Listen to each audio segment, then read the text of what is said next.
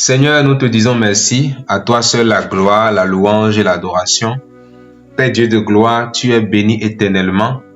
Il t'a plu, dans ton amour, de nous rassembler encore ce soir pour nous enseigner ta parole, pour attirer notre attention sur les événements à venir, les événements futurs qui nous permettront quand même d'entrer dans beaucoup de dimensions avec toi. Seigneur, tu nous permets d'avoir ces moments afin de mieux vivre dans le présent à cause du futur qui vient. Seigneur, nous prions que tu te révèles à nous ce soir et que tu nous communiques ta parole afin que nous soyons consolidés. Au nom puissant de Jésus-Christ, nous avons prié. Amen. Alors, voilà, parfait. Alors ce soir, notre thème c'est le tribunal de Christ. Le tribunal de Christ. Et on a mis 2 points, les récompenses célestes. Le tribunal de Christ et 2 points, les récompenses célestes. D'abord, la dernière fois, lors de notre dernière conférence, nous avions travaillé sur l'enlèvement. Et l'enlèvement, nous l'avions dit, nous pouvons résumer en ceci, c'est le prochain événement qui nous attend. Tous les chrétiens attendent l'enlèvement. Et l'enlèvement, c'est un moment où Dieu, Jésus-Christ, va venir dans les airs pour prendre l'Église. Quand nous parlons de l'Église, c'est l'ensemble de tous les croyants en Jésus-Christ, du nord, du sud, de l'ouest à l'ouest, de l'extérieur et de l'intérieur. Tous ceux qui ont placé leur foi en la mort de Jésus-Christ, en son ensevelissement et en sa résurrection, tous ceux-là, un jour, seront enlevés de ce monde. Et là, ils vont rejoindre Jésus-Christ dans les airs. Nous avions utilisé comme test de base 1 Thessaloniciens 4, versets 13 à 17. Alors, le prochain événement après l'enlèvement, c'est ça nous allons voir ce soir, le tribunal de Christ, où les croyants seront récompensés. Et le test de base que nous allons utiliser, c'est 2 Corinthiens 5, verset 10. Vous voyez ? Et je peux citer un peu, je veux bien citer les événements eschatologiques. Nous avons d'abord l'enlèvement, comme nous l'avons vu, le tribunal de Christ, secondo. Troisièmement, nous avons les noces de l'agneau et la fête au ciel. Nous avons le retour de Jésus-Christ avec les saints. Et après, nous avons le règne millénaire de Christ pendant 1000 ans. Après, nous avons le jugement du grand trône blanc. Ça concerne les incrédules, les païens. Et après ça, nous avons l'état éternel avec les nouveaux cieux et la nouvelle terre dans Apocalypse 21, verset 22. À 21 et 22. Et d'abord, et la dernière fois, je ne sais pas si j'ai pu faire la nuance entre l'enlèvement et le retour de Jésus-Christ. Et l'enlèvement n'est pas le retour de Jésus-Christ. Quand nous parlons du retour de Jésus-Christ, c'est plus son retour sur la terre, son règne sur la terre. Vous voyez? Et l'enlèvement, ce n'est pas que Jésus est venu sur la terre, mais c'est nous qui sommes sur la terre, qui allons vers Jésus-Christ, le rencontrer dans les airs, comme 1 Thessaloniciens 4, verset 13 l'a dit. En un clin d'œil, nous allons rencontrer Jésus dans les airs. Mais l'enlèvement, c'est que il est déjà sur la terre, et nous allons le retour de Christ, c'est qu'il revient sur la terre. Ses pieds vont toucher la terre et il va régner. Vous voyez, c'est ça. Et les anges ont dit le jour de la Pentecôte que ce Jésus que vous avez vu partir, il reviendra encore de la même manière. Jésus va revenir. Maintenant, nous avons parlé de l'enlèvement où nous serons levés. Maintenant, après l'enlèvement, le prochain événement eschatologique, c'est-à-dire futur, c'est le tribunal de Jésus-Christ. Alors, à l'introduction, je vais dire que beaucoup de chrétiens, beaucoup de croyants sont fiers lorsque on leur dit que vous êtes sauvés, vous avez la vie éternelle, vous irez au ciel. Ils sont vraiment contents comme si ils ont eu la plus grande chose au monde. Et je l'atteste, c'est vrai. C'est une bonne chose de se réjouir de ce que nous sommes sauvés du péché, nous sommes sauvés de l'enfer et nous irons au ciel. Vous voyez? Mais laissez-moi vous dire que la vie chrétienne ne se limite pas à être sauvé ou aller au ciel. Quand nous lisons dans le Nouveau Testament, la Bible nous parle d'une réalité que nous négligeons souvent. Je vous assure, cette affaire de tribunal de Christ récompense là, parfois c'est une minorité de personnes qui en parlent parce que les autres n'y croient pas ou ne trouvent pas cela trop présent dans la Bible. Vous voyez?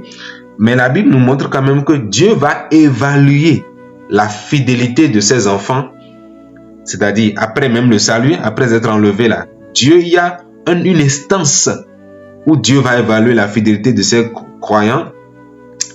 Il va évaluer la qualité de leur marche. Il va évaluer leurs œuvres et leur fidélité. Et cette vérité, bien qu'abondamment enseignée dans les évangiles, les épîtres et l'Apocalypse, demeure l'une des doctrines les moins comprises ou rarement enseignées dans nos églises aujourd'hui. Vous savez, aujourd'hui, c'est très peu de personnes, c'est très rarement que les gens se parlent des récompenses au ciel dans les églises. On prêche sur le péché, on prêche sur le salut, on prêche sur le combat spirituel, mais on n'aborde pas la question des récompenses au ciel. Vous voyez? Et la plupart des croyants, il y a d'autres même qui confondent le salut, qui est un don gratuit de Dieu, que Dieu nous offre gratuitement. Il y a d'autres qui confondent ça en réalité aux récompenses. Quand on dit, bon, nous sommes sauvés, pour d'autres personnes, c'est que, bon, nous sommes sauvés, mais nous devons faire des efforts pour que Dieu ne nous jette pas en enfer, tout ça. Donc, ils font des œuvres croyant que c'est ces œuvres-là qui vont les amener à mériter le ciel, alors que c'est un don. Mais si on peut quand même comprendre que il y a le salut qui est un don, mais il y a aussi les récompenses qui sont méritées au ciel. C'est comme on va à l'examen. Tu as 10 de moyenne et moi j'ai 18 de moyenne. On n'a pas les mêmes sorts. Parce que de mon côté, moi je peux avoir la grâce d'être le premier du Bénin, je peux être boursier, je peux avoir des privilèges que l'autre n'a pas forcément. Donc, c'est des récompenses, c'est des bonus. Ce n'est pas parce que j'ai 18 de moyenne que j'ai le bac, non. La norme, c'est 10. La norme pour aller au ciel, c'est croire en Jésus, c'est la foi en Jésus-Christ. Mais au-delà de cela, nous avons aussi, au-delà de la foi en Jésus-Christ, des récompenses que Dieu a prévues pour notre fidélité.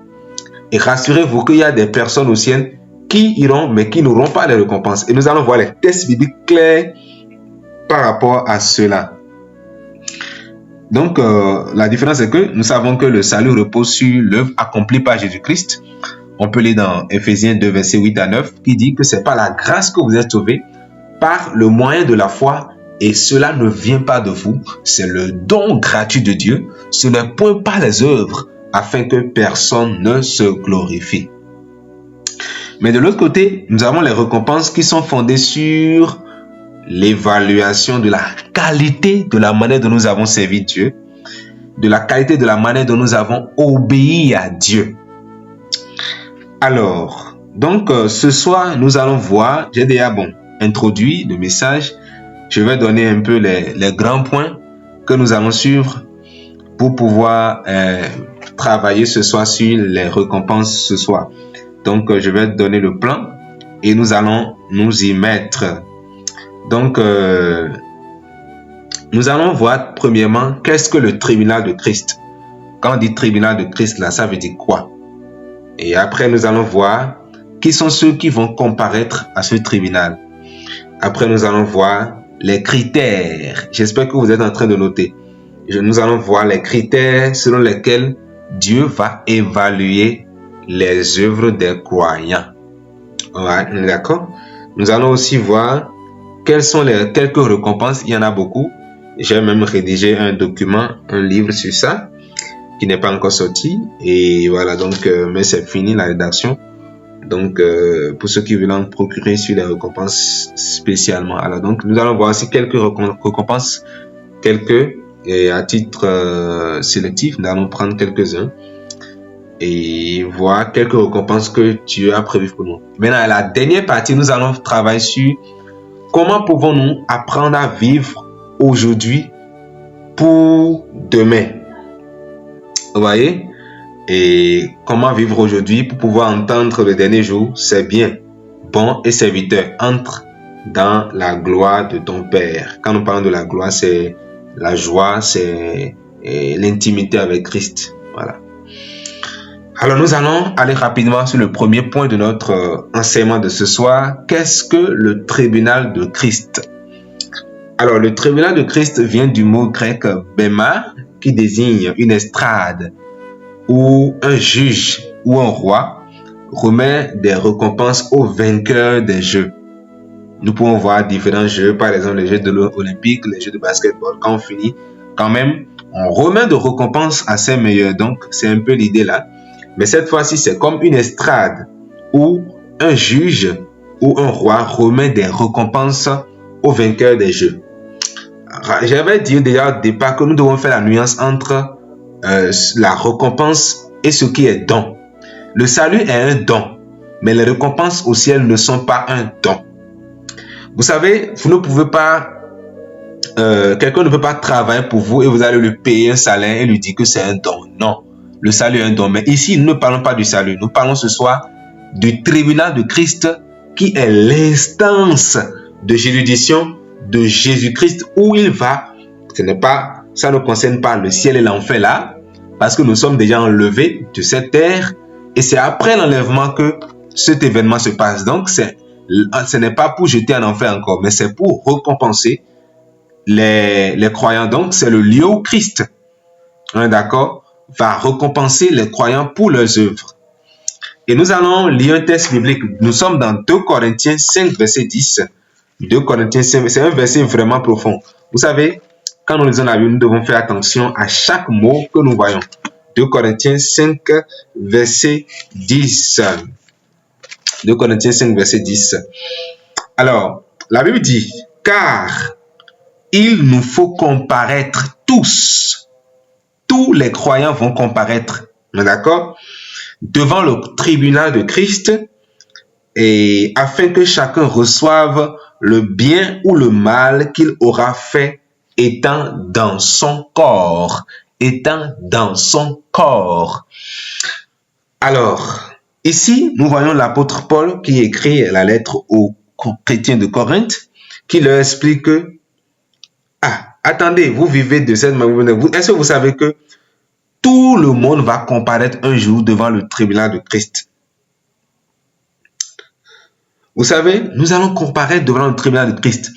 Et on dit, pourquoi? Afin que chacun reçoive selon le bien et le mal qu'il aura fait étant dans son corps. Ça veut dire qu'il y aura des gens qui vont être enlevés, même si on reconnaît qu'ils ont quelques œuvres mal dans leur vie. Parce que nous avons dit en l'entame que c'est la base pour être enlevé, c'est la foi en Jésus-Christ uniquement. Maintenant, après la foi en Jésus-Christ, le bien ou le mal, remarquez bien le mot mal, on n'a pas dit le bien seulement. Il y a d'autres qui prennent les récompenses comme, bon, nous avons fait des bonnes œuvres, Jésus va nous récompenser. Non.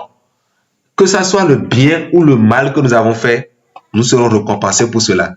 Ceux qui vont faire le bien auront des couronnes et ceux qui vont faire le mal seront privés de ces couronnes. C'est une récompense aussi.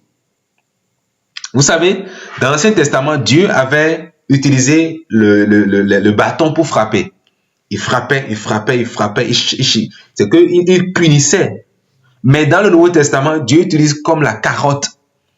La carotte, c'est quoi? C'est l'idée de faire. Je vais te donner un peu. On est d'accord? Dieu nous promet des bénédictions, des récompenses pour notre fidélité, pour notre obéissance.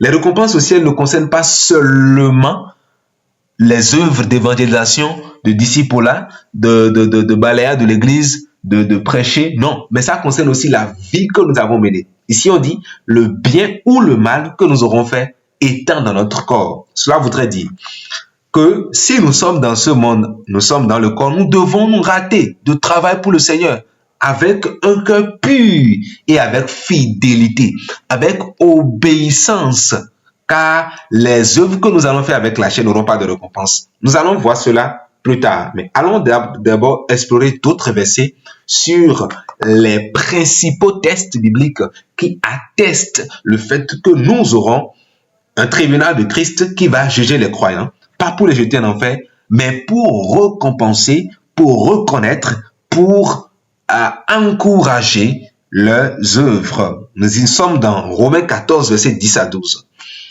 La Bible dit, nous tous, nous comparaîtrons devant le tribunal de Christ afin que chacun rende compte à Dieu pour lui-même. Pour lui-même.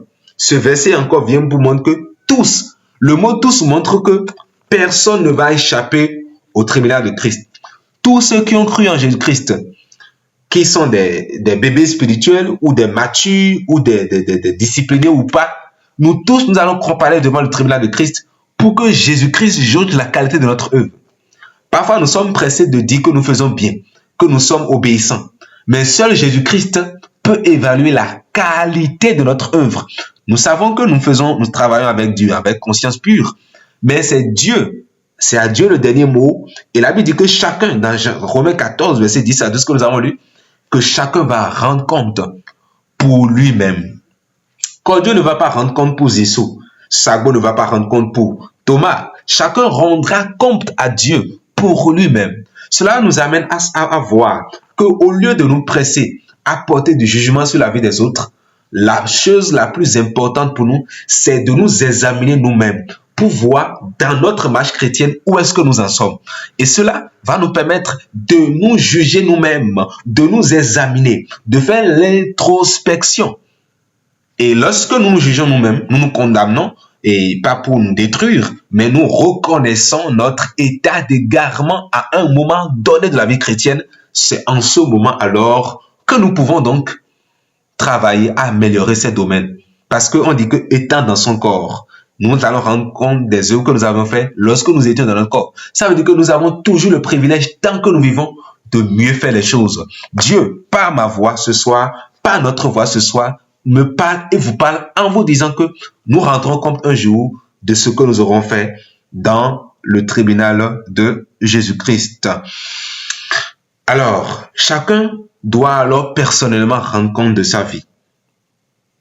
Et je rappelle que le tribunal de Christ n'est pas un jugement pour être sauvé. Ce n'est pas un tribunal de Christ, on saura celui qui va aller au ciel ou pas. Non, non, non, non.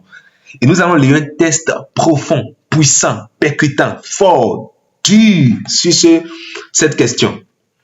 Parce que nous avons l'assurance que si nous avons cru en Jésus-Christ pour notre salut, rien ne nous séparera de Christ.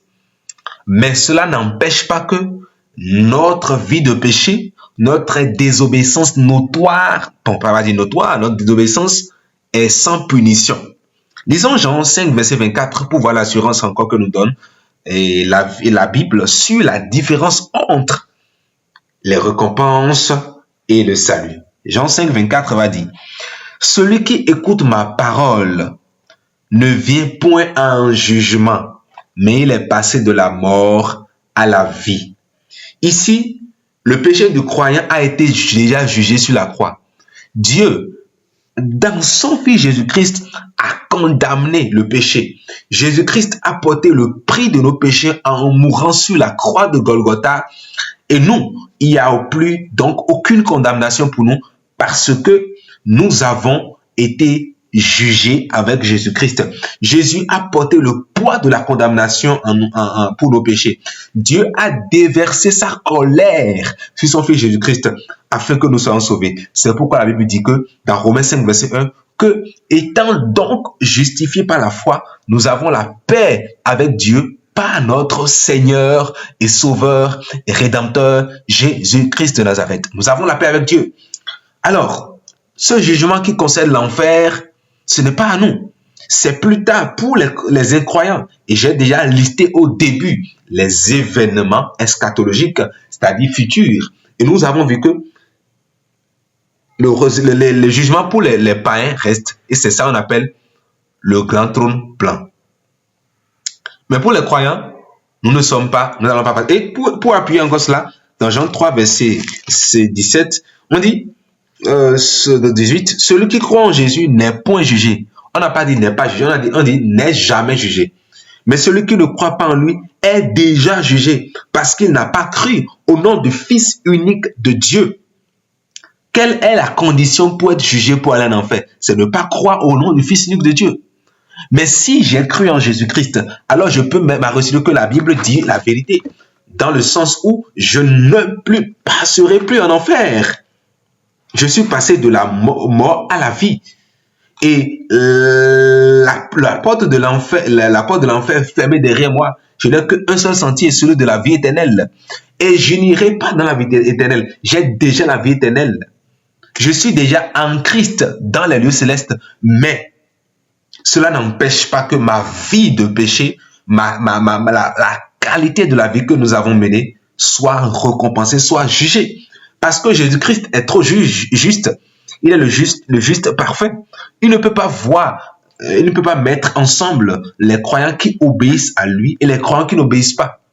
C'est vrai, nous sommes tous ses enfants si nous avons cru en lui. Mais tous les enfants n'obéissent pas à un père. Mais quoi que ça soit la volonté du père que ses enfants lui obéissent, il arrive que ses enfants ne lui obéissent pas. Mais le père ne peut pas traiter les enfants qui obéissent de la même manière que les enfants qui désobéissent. C'est pour cela que nous faisons ce soir encore le tribunal de Christ. Nous parlons de cela afin que nous soyons prêts, nous soyons aguerris pour pouvoir ne pas être étonnés que nous ne serons pas au même niveau le dernier jour. Deuxième point. Donc déjà, le premier point, j'ai parlé de qu'est-ce que le tribunal de Christ. Et j'ai dit que c'est l'instance de juridiction, c'est le plan de Dieu pour punir les chrétiens qui n'ont pas pu ou n'ont pas dissiper leur vie avec le péché, n'ont pas mouillé le maillot pour le servir, parce que si nous vivons aujourd'hui et le règne de Christ, l'extension, l'évolution, l'avancement du règne de Jésus-Christ ne nous coûte rien, n'a pas de prix à nos yeux, ne coûte rien pour nous, alors ne soyons pas pressés de réclamer les avantages qui sont liés au règne de Christ. Parce que imaginez, si on a un candidat qui se présente à une élection et vous ne battez pas campagne pour lui, comment voulez-vous qu'il vous reconnaisse comme son acolyte lorsqu'il prendra son trône? Donc, nous ne serons pas au même niveau. C'est la définition du tribunal de Christ. Alors, qui sont ceux qui vont comparaître devant le tribunal de Christ? Ça, c'est le deuxième point que je vais aborder ce soir. Le deuxième point de ma conférence de ce soir. Qui sont ceux qui vont participer, qui vont comparaître devant le tribunal de Christ?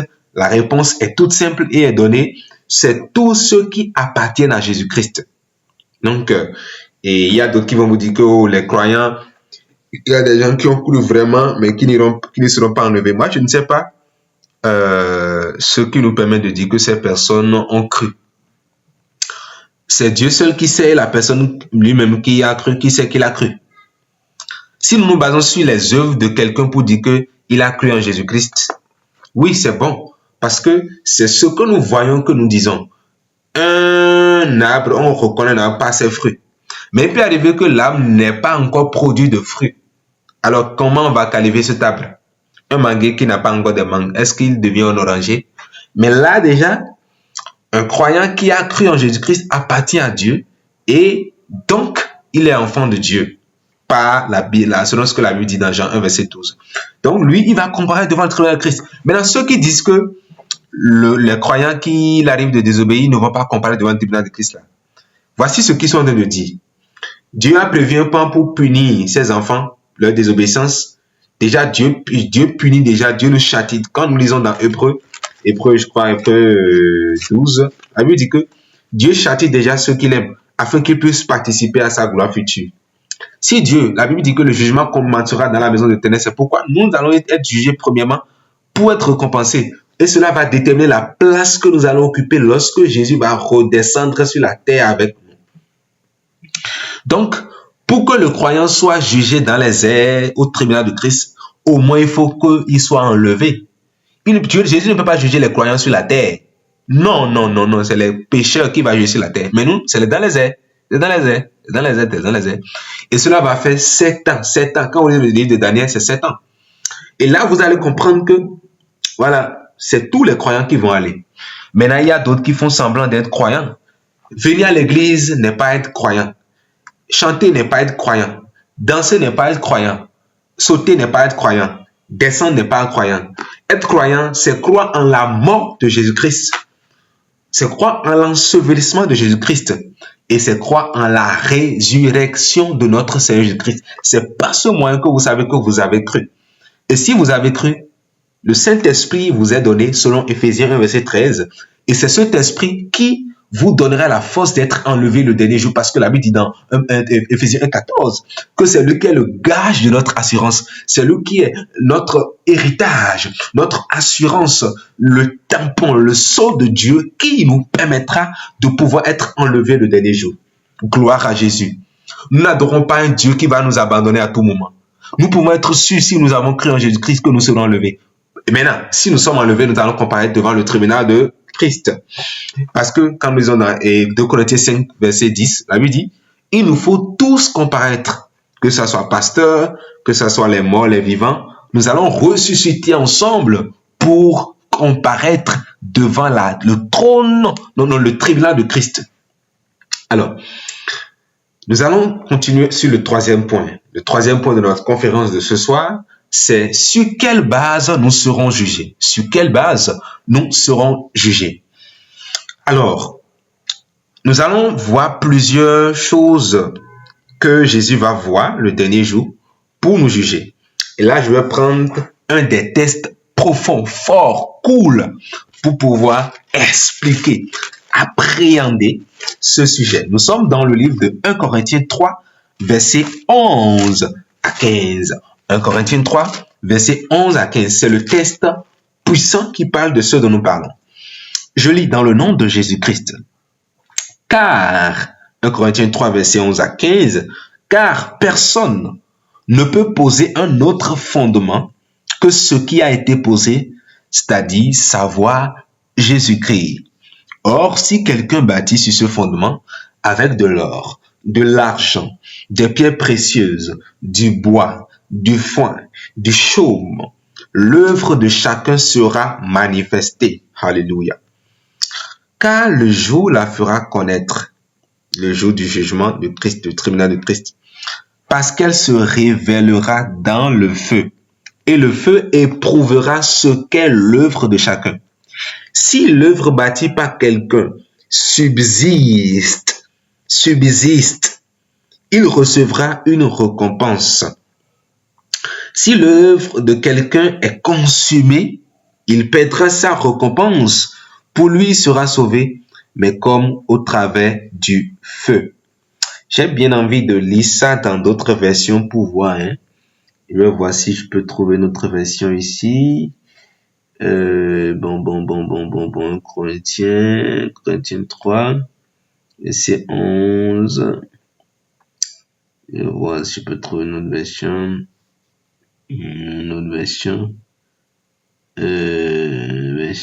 Version. Bon. D'accord. D'accord. C'est pas grave, ok. Je vais utiliser cette version. Alors, Louis II qui est connu, répandu, je vais l'utiliser. Alors, nous sommes en train de voir sur quelle base Jésus veut nous juger. C'est quoi? Qu'est-ce qu'il veut voir le jour là pour juger? Quelles sont les choses qu'il veut vérifier? Est-ce que c'est notre service, c'est notre obéissance, c'est nos œuvres, quoi?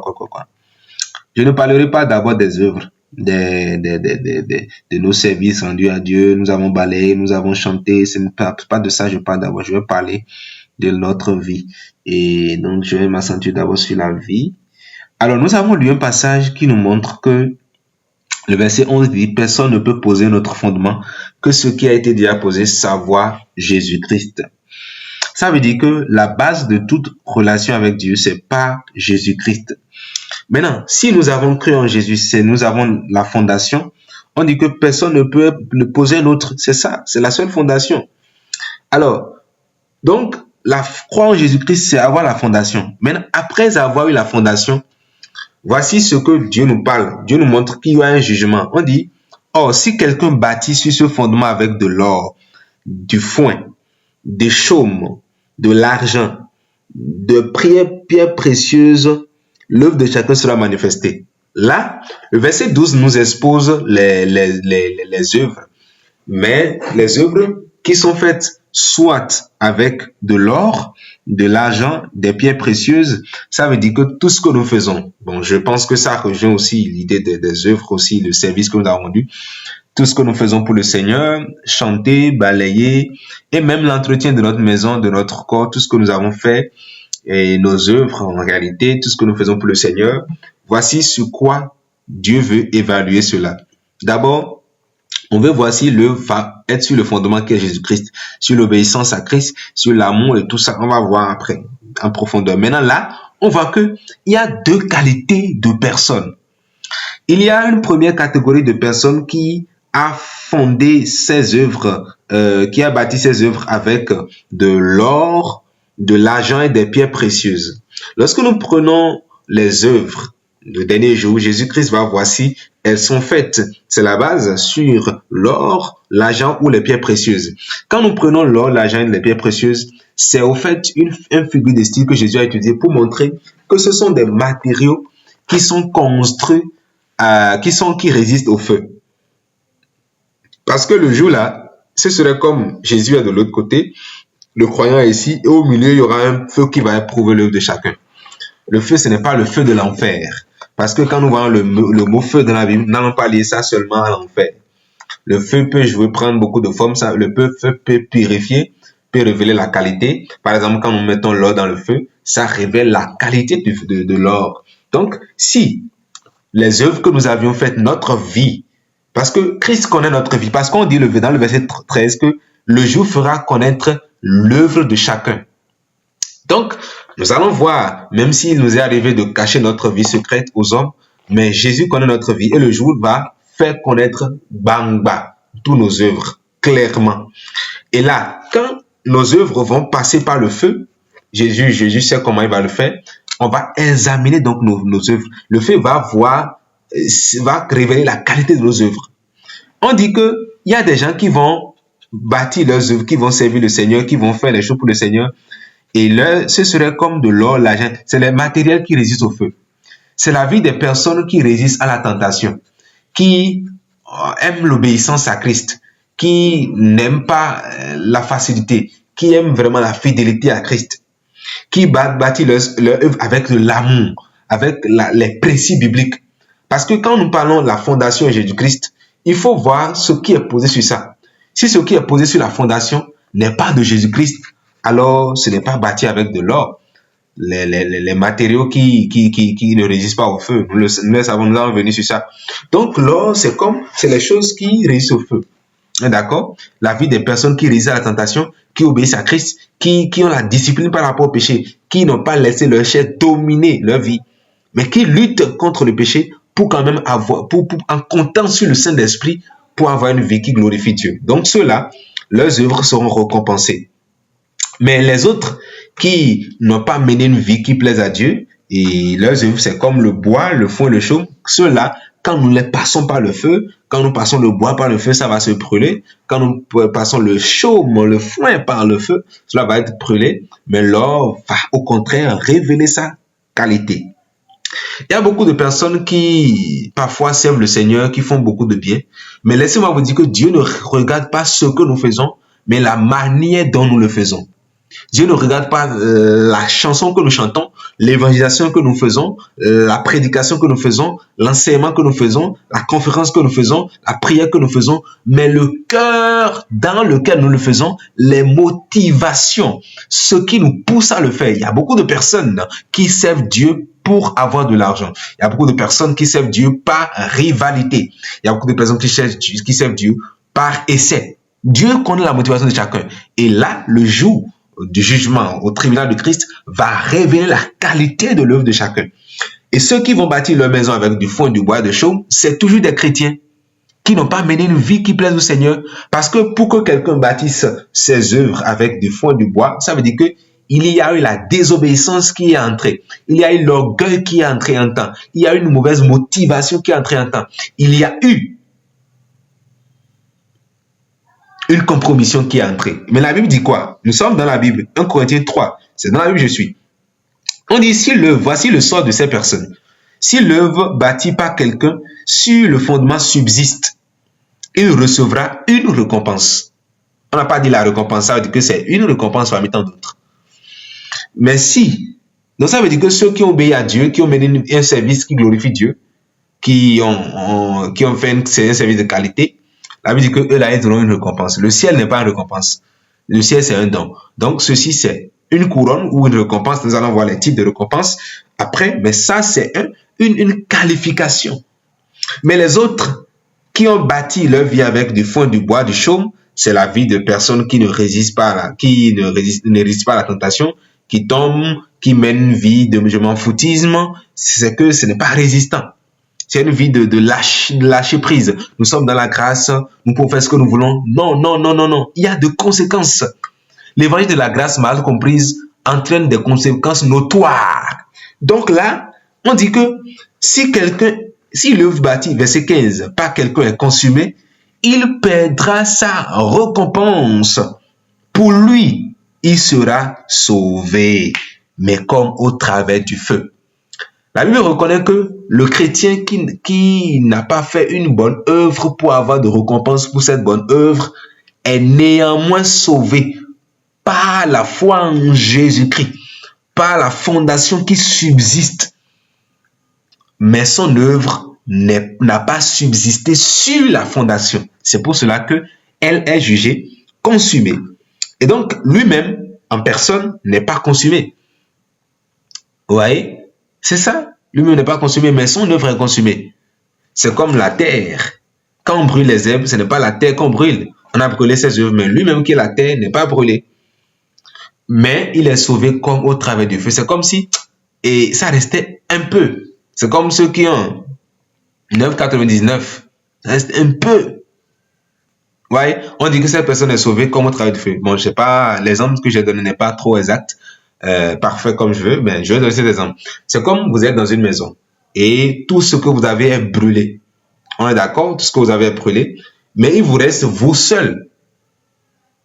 Donc ça, vous êtes sauvé comme au travers du feu. Vous avez à peine échappé à l'incendie, mais tout vous est brûlé. Donc ça veut dire qu'il y aura des croyants qui n'auront pas de récompense au ciel. Ils seront là.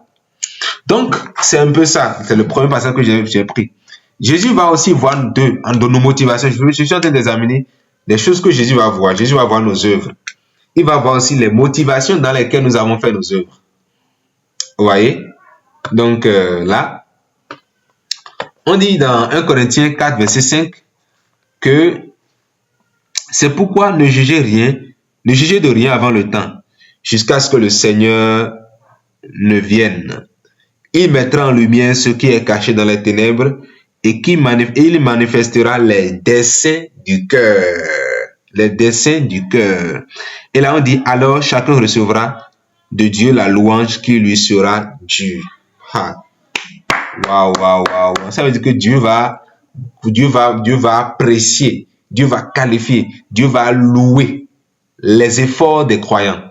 Lorsque vous travaillez, parfois on est découragé, parfois on est abattu, on se dit qu'est-ce que Dieu voit ce que nous faisons. Mais j'aimerais nous dire ce soir que la Bible passe par ma voix, selon 1 Corinthiens 4, verset 5, que si ce que nous faisons pour le Seigneur vient d'une motivation pure, le dernier jour, nous allons recevoir la louange de Dieu. Et Jésus dira, entre dans ma gloire. Ce n'est pas dans ma maison, ce n'est pas dans mon royaume. Entre dans ma gloire, entre dans la joie, entre dans les noces de l'agneau, entre dans la célébration, entre dans la qualification, entre dans l'intimité profonde. Chacun recevra la louange qui serait due. Donc Dieu va voir les motivations de nos cœurs. Et pour savoir la motivation de nos cœurs, voici une question que nous devons nous poser. Vous savez, deux personnes peuvent accomplir la même œuvre. L'une a une récompense, mais l'autre n'a pas. Mais la question qui se pose, c'est que pourquoi je fais ceci pour Dieu? Si la réponse est, je le fais pour que mon pasteur soit content, je le fais pour que mes parents soient fiers de moi, je le fais pour que les gens m'apprécient, ça veut dire que nous n'avons pas une motivation pure. Mais nous devons le faire à cause de Christ. L'apôtre Paul dit que j'ai considéré tout comme de la boue à cause de l'excellence qui est en Jésus-Christ. L'excellence de la connaissance en Jésus-Christ. Qu'est-ce que nous sommes prêts maintenant à sacrifier pour Jésus-Christ? Beaucoup de personnes sont prêtes à sacrifier des choses pour leur dénomination. Ils sont prêts même à mourir pour le nom de leur dénomination. Mais qu'est-ce que nous sommes prêts à faire pour la cause du royaume? Beaucoup de personnes sont prêtes à donner quand on va parler d'événements de funérailles, d'événements de ceci. Mais peu de personnes sont prêtes à investir leurs ressources, leur argent, leur temps, leur sueur pour la cause de l'évangile, pour que les âmes soient sauvées. Pourquoi faisons-nous ce que nous faisons pour le Seigneur? Est-ce parce que nous voulons être acclamés des hommes? Alors bon, les hommes nous acclameront, mais l'acclamation des hommes n'est que temporaire. L'acclamation des hommes ne dure que pour un temps. Les hommes peuvent t'acclamer aujourd'hui et demain t'insulter. Les hommes peuvent t'oublier demain lorsque tu vas mourir. Mais Dieu est fidèle à sa parole. L'approbation de Dieu est celle qu'il nous faut. Alléluia. Dieu ne récompensera pas la célébrité, mais Dieu récompensera la fidélité. Nous allons aussi voir quelle autre chose Jésus va voir le dernier jour. Colossiens 3, versets 23 à 24. Lisons la Bible. Colossiens 3, versets 23 à 24.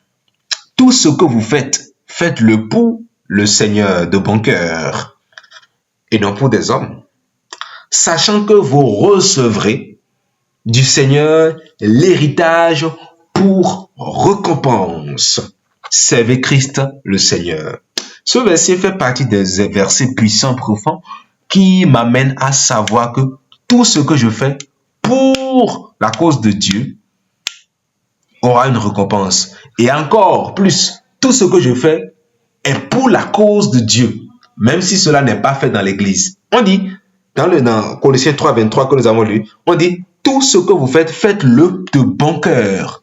Dieu ne veut pas des mains qui travaillent et des cœurs loyaux. Dieu veut un cœur qui accompagne l'œuvre que nous faisons. C'est pourquoi parfois quand je prêche de tout mon cœur. Quand je chante de tout mon cœur.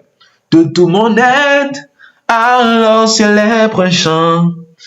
Dieu tout-puissant, que tu es grand.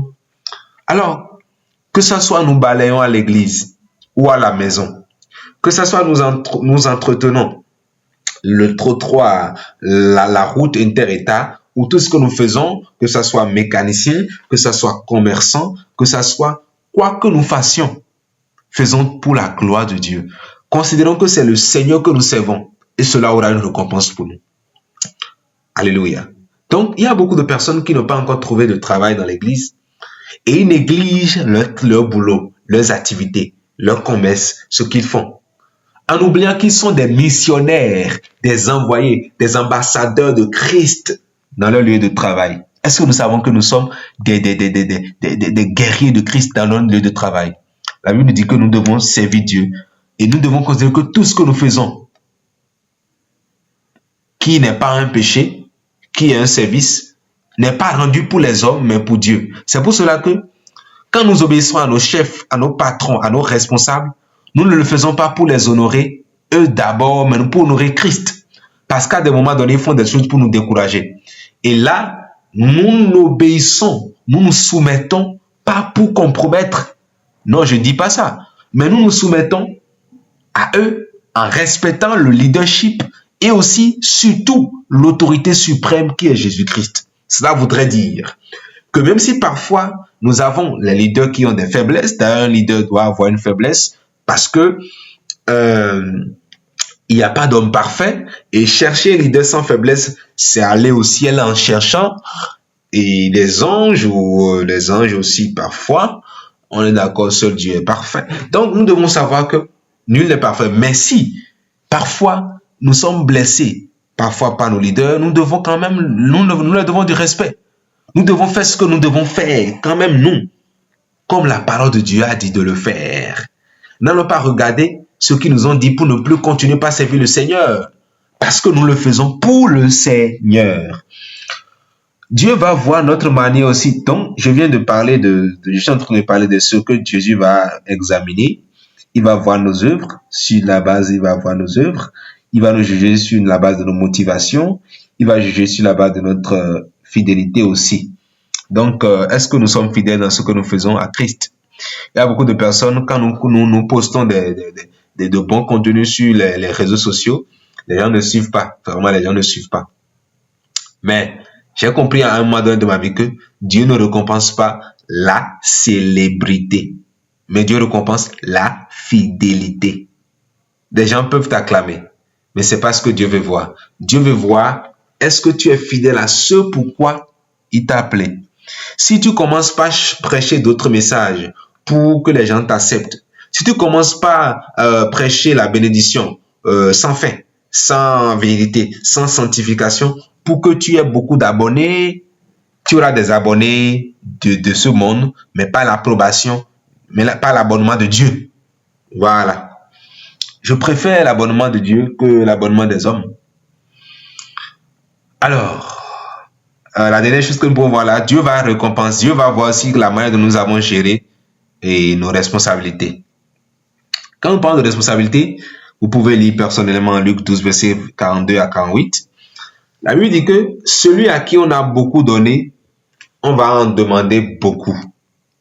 Le tribunal de Christ n'aura pas les mêmes critères pour tout le monde.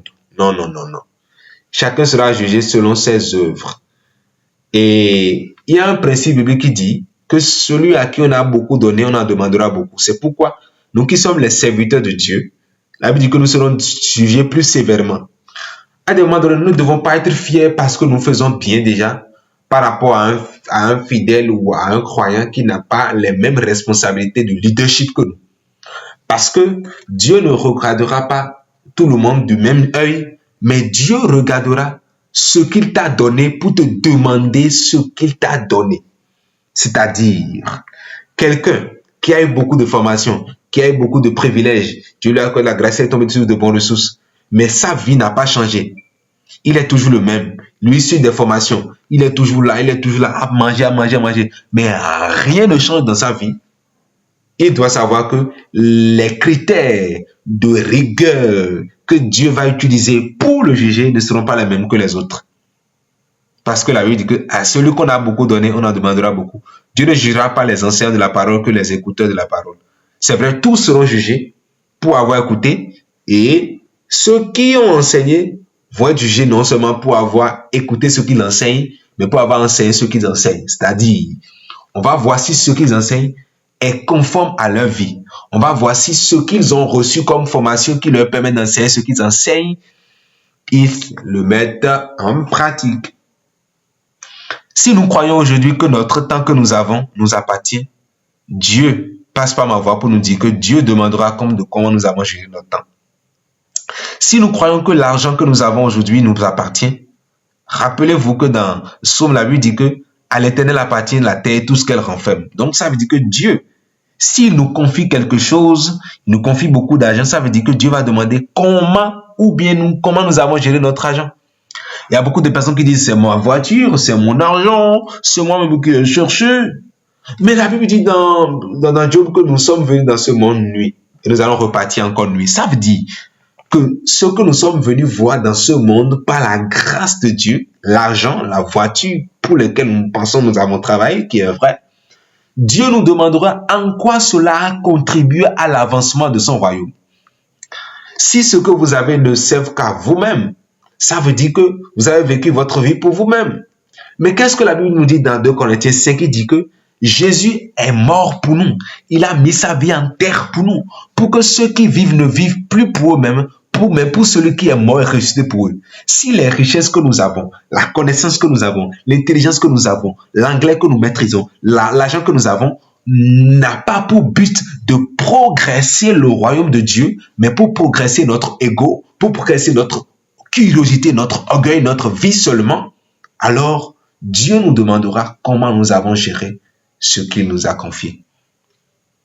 Les opportunités que vous avez, pensez-vous que c'est Dieu qui les a menées juste pour vous distraire, pour vous bénir pour vous-même? Non. Dieu demandera comment nous avons géré. Comment ce que Dieu nous a donné a servi à ceux qui sont autour de nous. Comment ce que Dieu nous a donné a servi à son royaume. Alors, l'avant-dernière partie, c'est quelques récompenses qui attendent ceux qui seront fidèles, ceux qui auront une bonne motivation, ceux qui n'auront pas vécu une vie de péché, de désordre, mais qui auront discipliné leur chair. Et je vais profiter en même temps pour expliquer, dans mon développement des versets que beaucoup utilisent pour croire que c'est le salut. Alors, passons à l'avant-dernière partie. Quelles sont les récompenses que nous recevrons? Donc, je vais donner la première type de récompense. Au fait, la Bible parle principalement de couronne, de symbole de récompense et d'honneur. Nous avons la couronne incorruptible. La couronne incorruptible. Là, je suis dans 1 Corinthiens 9, verset 25. C'est un verset que beaucoup de personnes utilisent pour faire peur aux croyants afin de les amener à obéir à Dieu. En leur montrant que s'ils n'obéissent pas à Dieu, ils risquent d'être jetés en enfer. Et par la peur des flammes de l'enfer, les croyants sont droits. Alors, la Bible dit que donc l'amour bannit la crainte. La crainte de Dieu pour obéir n'est pas une crainte motivée par l'amour. Alors, lisons 1 Corinthiens 9, verset 25. La Bible déclare, c'est l'apôtre Paul qui parle ici pour nous parler de la couronne incorruptible, pas du salut, pas du salut, pas du salut et pas du salut. 1 Corinthiens 9, verset 25. Je vais commencer par verset 25. Ne savez-vous, non, on dit, tous ceux qui, bon voilà, verset 24. Ne savez-vous pas que ceux qui combattent, ceux qui courent dans le stade, courent tous, mais qu'un seul remporte le prix? Courez de manière à remporter. Ah, donc Dieu veut que nous ayons la mentalité d'avoir les récompenses, quoi. On dit que tous ceux, ne savez-vous pas que tous ceux qui courent, courent tous. Il y a les chrétiens, nous sommes les chrétiens, non? Nous avons cru en Jésus-Christ. Mais, c'est pas comme ça, hein. Le dernier jour, là, on ne sera pas au même niveau, hein. Et la Bible nous encourage à courir de manière à remporter, mais pas le salut. La vie éternelle n'est pas une course au bout duquel Dieu nous donne le salut. La vie éternelle n'est pas une course, n'est pas un championnat à gagner. Jésus l'a gagné sur la croix pour nous, nous l'avons obtenu par la grâce. Alors là, verset 25, tous ceux qui combattent s'imposent toute espèce d'abstinence. Et ils le font pour obtenir une couronne corruptible. Mais nous faisons-le pour une couronne incorruptible. Là, la Bible veut nous parler d'une couronne incorruptible. D'accord? Maintenant, voici ce que l'apôtre Paul dit dans le verset 26. Mais d'abord, dans le verset 25, il dit que ceux qui font le sport, ceux qui sont le championnat, l'athlétisme et autres, quand ils ont un défi devant eux, et d'autres même là, on les prive de leur femme, hein. D'autres même là, ils ne mangent pas, hein. Ils se disciplinent, ou bien ils mangent, mais ils réduisent leur ration alimentaire ou ce qu'ils mangent pour être plus léger, pour courir, la discipline. Ils refusent des choses normales. Ça montre que parfois le chrétien aussi, il y a des choses normales que nous pouvons nous refuser pour certaines causes du Seigneur. Il y a certaines choses qui sont bien, mais à cause de certains contextes, nous pouvons quand même sacrifier notre bonheur, pas pour nous détruire nous-mêmes, mais pour l'objectif du royaume. Je donne un exemple simple. Si par exemple dans un milieu où les gens n'ont pas les mêmes niveaux spirituels que vous, et vous pensez que ceci, je peux le faire, alors que les autres n'ont pas encore atteint ce niveau, vous pouvez vous discipliner. Comme il a dit dans le verset 23, je fais tout à cause de l'évangile. D'accord? Mais bon, plus loin que ça, il dit, moi donc je cours, verset 26, non pas comme à l'aventure, je frappe, non pas comme battant l'air, mais je traite durement mon corps. Je traite durement mon corps. L'apôtre Paul n'avait pas de femme. Voyez un peu les défis que peut rencontrer un célibataire de son temps. Les défis liés à la sexualité, beaucoup de choses, défis liés aux passions de la chair, beaucoup de choses. Vous voyez, il dit, je traite durement mon corps et je le tiens assujetti, de peur de ne moi-même être disqualifié. Disqualifié. La version du second dit rejeté, mais d'autres versions disent disqualifié.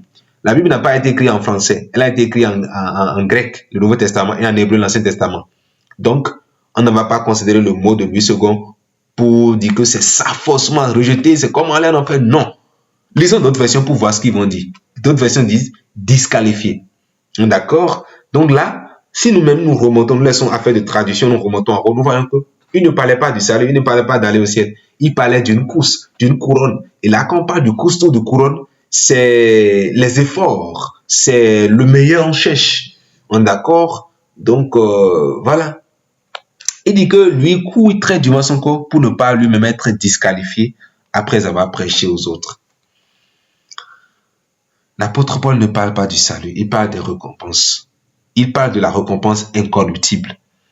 Si, à cause du sport, les gens peuvent se priver de certaines choses pour avoir une couronne qu'ils vont jeter lorsqu'ils vont déménager ou bien qui va être gâtée, ils vont laisser dans ce monde.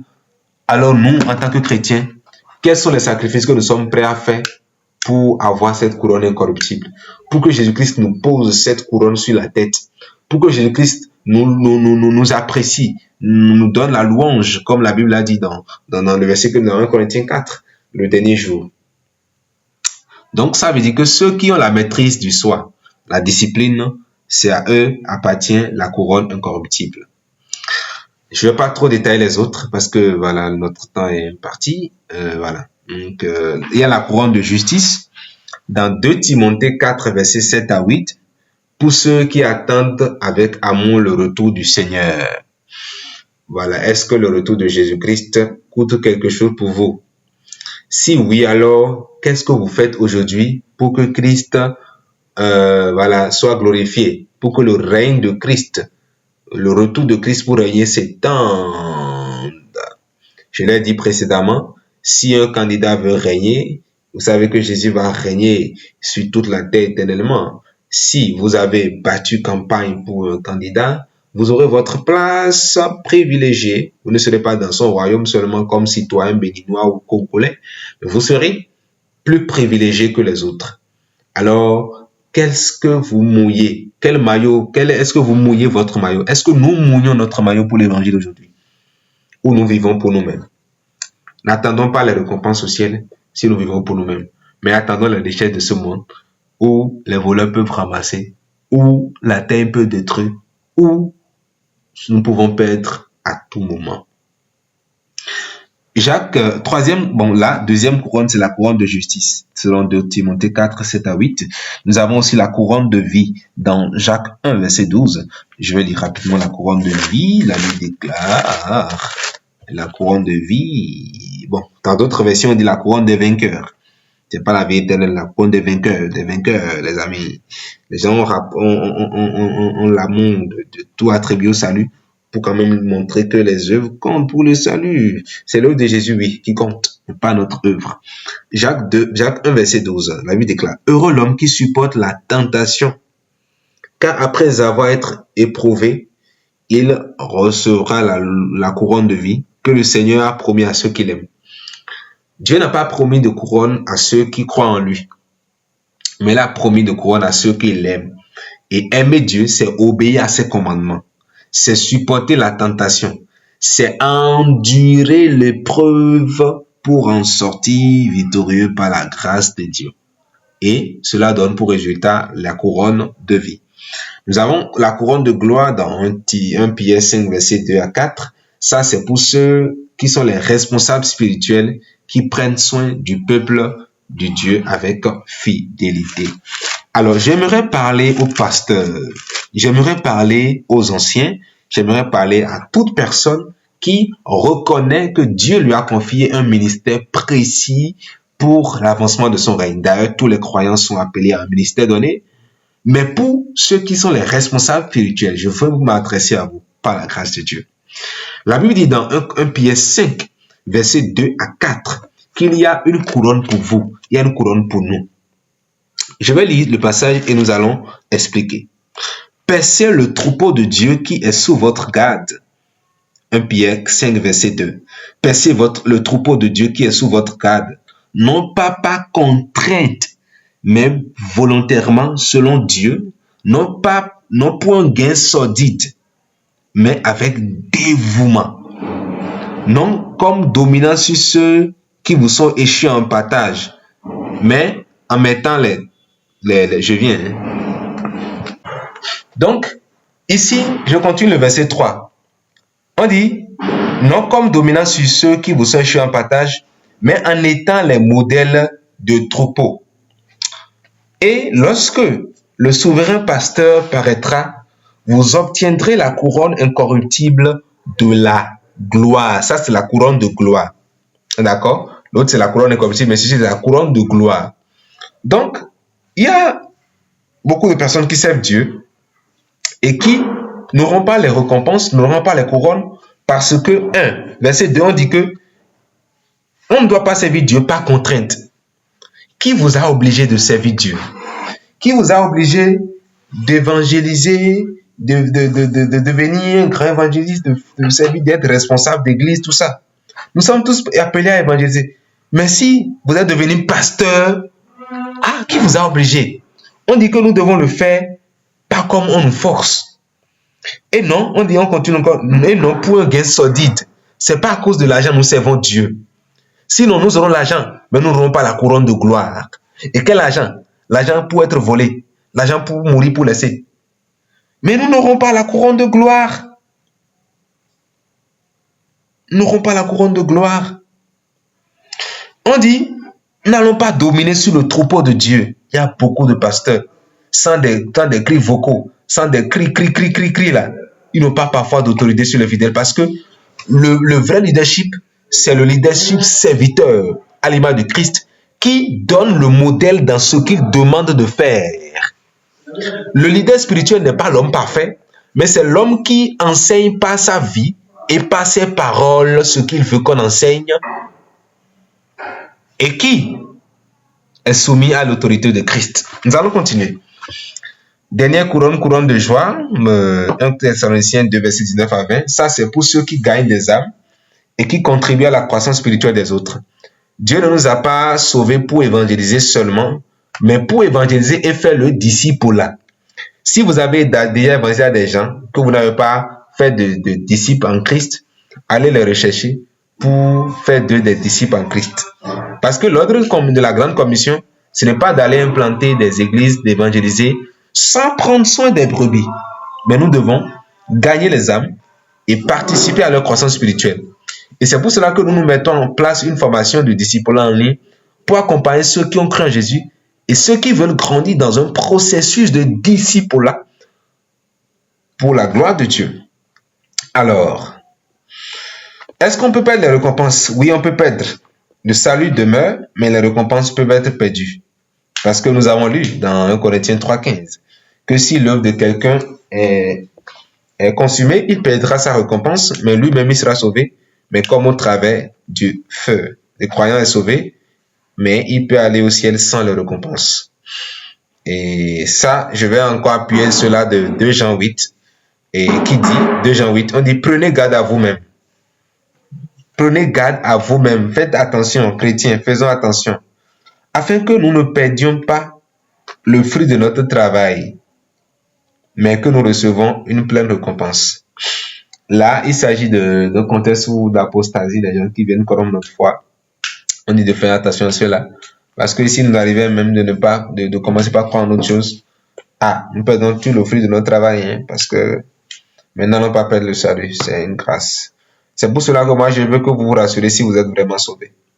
Je ne suis pas là pour douter de votre foi, mais rassurez-vous d'être sauvé. Parce qu'être sauvé, ce n'est pas croire que Jésus peut guérir, mais c'est croire que Jésus est mort, enseveli et ressuscité pour nous. Alors, comment vivre aujourd'hui pour les récompenses à venir? C'est le dernier point avant la conclusion. Vivre aujourd'hui pour les récompenses à venir, c'est d'abord savoir que nous devons servir Dieu avec amour. Nous avons vu que Dieu va avoir les motivations. Est-ce que le service que nous rendons à Dieu, c'est motivé par l'amour? Deuxième point, nous devons rester fidèles jusqu'à la fin. Parce qu'au bout de la persévérance, Dieu va nous récompenser. Nous devons rechercher la gloire de Dieu, non celle des hommes. Nous devons persévérer dans les épreuves. Nous devons utiliser fidèlement nos dons reçus. Nous devons investir dans l'évangélisation, dans la formation des disciples. Nous devons vivre dans la sainteté en attendant le retour de Jésus-Christ. Rappelons-nous que Jésus a dit dans Apocalypse 22, verset 12, « Voici, je viens bientôt, et ma récompense est avec moi pour rendre à chacun selon son œuvre. » Alors, ici, c'est la phase vraiment importante de notre conférence de ce soir. Vu que voici que je suis déjà un peu fatigué pour bien décortiquer. Mais l'essentiel est dit parce que Dieu nous parlait déjà depuis le haut. La dernière partie de notre conférence, c'est de savoir comment nous pouvons faire aujourd'hui. Vivre notre vie aujourd'hui pour demain, pour les récompenses à venir. Parce qu'une bonne compréhension du futur façonne notre manière de vivre aujourd'hui. Moi, je dis une chose. Lorsque j'ai fait les cours sur la récompense au ciel, là, ma manière de changer, de vivre a changé. Je vois autrement les choses. J'ai maintenant du respect à Dieu concernant ma manière de le servir. Je ne le sais pas pour juste le faire, mais je veux vraiment que cela porte de fruits pour l'éternité. Alors pour ça, nous devons donc non seulement vivre une vie qui glorifie Dieu, mais aussi servir Dieu avec amour et fidélité. Conclusion, avant bien sûr les questions. Alors nous devons savoir que ce soir, le tribunal de Christ dont nous avons parlé est une réalité certaine pour les croyants. Ce n'est pas un lieu de condamnation, ce n'est pas pour nous jeter en enfer, mais c'est un lieu d'évaluation et de récompense. Jésus va examiner non seulement ce que nous avons fait, mais comment nous l'avons fait. La question n'est donc pas serais-je sauvé? Non, c'est pas ça. C'est pas le problème de salut on a. Mais la question c'est comment pourrais-je paraître? Comment paraîtrai-je devant Christ? Est-ce que c'est avec honte par rapport à la manière dont je l'ai servi? Mais c'est avec la tête haute. La Bible nous dit que chacun puisse donc vivre de... Bon, non, c'est pas la Bible encore. Je vais lire le verset. On dit que chacun puisse vivre de telle manière qu'au jour où il se tiendra devant le Seigneur, il entende ses paroles. C'est bien, bon et fidèle serviteur, tu as été fidèle en peu de choses, je te confierai de grandes choses. Entre dans la joie de ton maître. On n'a pas dit entre dans la maison de ton maître, dans la joie. Beaucoup seront au ciel et ils ne seront pas contents de leur vie parce qu'ils vont voir leur récompense être brûlée. Que le Seigneur vous bénisse pour cette soirée et vous avez la parole pour les questions. Merci.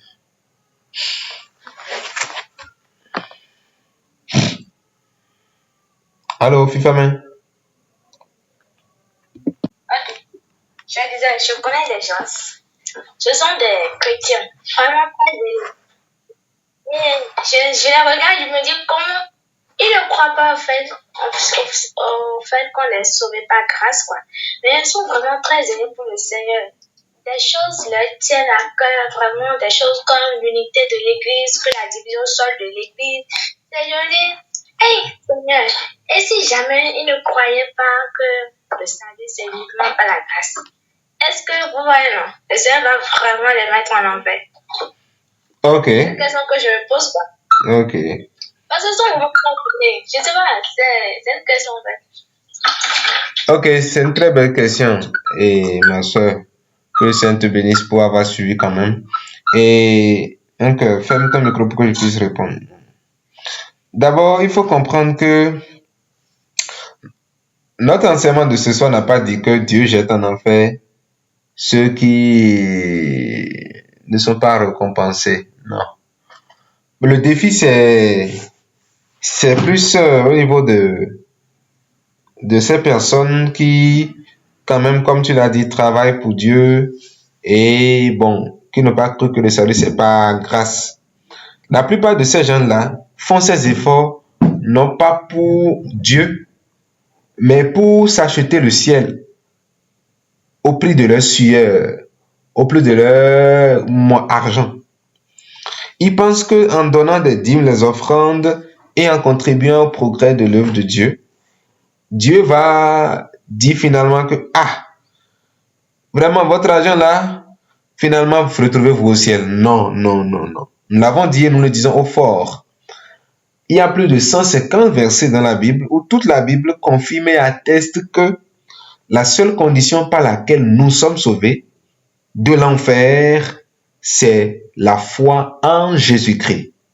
Cette foi qui n'est pas une foi intellectuelle, mais une foi du cœur, c'est-à-dire une foi qui vient d'une compréhension profonde de l'évangile qu'est la mort de Jésus-Christ pour nos péchés, son ensevelissement selon les Écritures et sa résurrection. Savoir cela et croire dans son cœur, pas savoir seulement dans sa tête, mais croire dans son cœur, c'est être sauvé. Mais le salut n'est pas la plus grande chose qui puisse arriver aux chrétiens. Au-delà du salut, il y a aussi d'autres récompenses, d'autres rétributions, d'autres couronnes, d'autres choses que Dieu prévoit pour le chrétien, que sont les récompenses au ciel. Dire que la Bible n'en a pas parlé assez, c'est ne pas tout lire la Bible ou ne pas vouloir accepter ce dont nous parlons. Parce que nous l'avons vu, il y a beaucoup de versets qui attestent que Dieu ne peut pas mettre dans la même case, dans le même cas, les croyants qui l'ont obéi et ceux qui n'ont pas permis que la vie de Christ se révèle en eux. Ceux qui ont étouffé la voix du Saint-Esprit. Ceux qui ont étouffé la voix de leur conscience. Car on peut avoir l'Esprit de Dieu, mais si nous ne nous laissons pas guider par l'Esprit de Dieu, nous ne pouvons pas vivre les œuvres, le fruit de l'Esprit. Rappelez-vous, on n'a pas dit les œuvres de l'Esprit, on a dit les fruits de l'Esprit. C'est notre dépendance de l'Esprit, notre collaboration de l'Esprit qui produit cela en nous. Donc là, je réponds à votre question en disant que quand nous parlons des récompenses, c'est pour ceux qui ont cru et qui ont obéi. Quand nous parlons du salut, c'est pour ceux qui ont cru en Jésus-Christ. Mais si quelqu'un travaille pour le Seigneur sans avoir cru en lui, il se peut qu'il est en train de vouloir acheter le ciel, il n'aura pas. Et le sort de ces personnes, c'est dans Matthieu 7, verset 21 à 23, qui dit « Beaucoup me diront, nous avons fait ceci en ton nom, nous avons fait ceci en ton nom. Mais je leur dirai, je ne vous ai jamais connu. » Il n'a pas dit, je vous connaissais, et maintenant je ne vous connais plus. Non, je ne vous ai jamais connu. Dieu ne peut pas dire à son enfant qu'il ne l'a jamais connu. C'est une trahison spirituelle.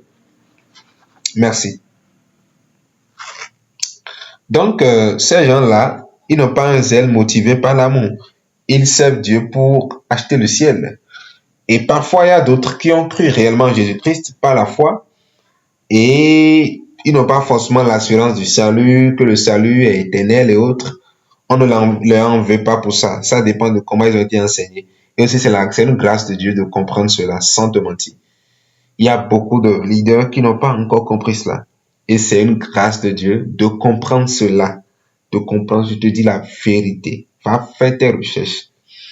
Merci.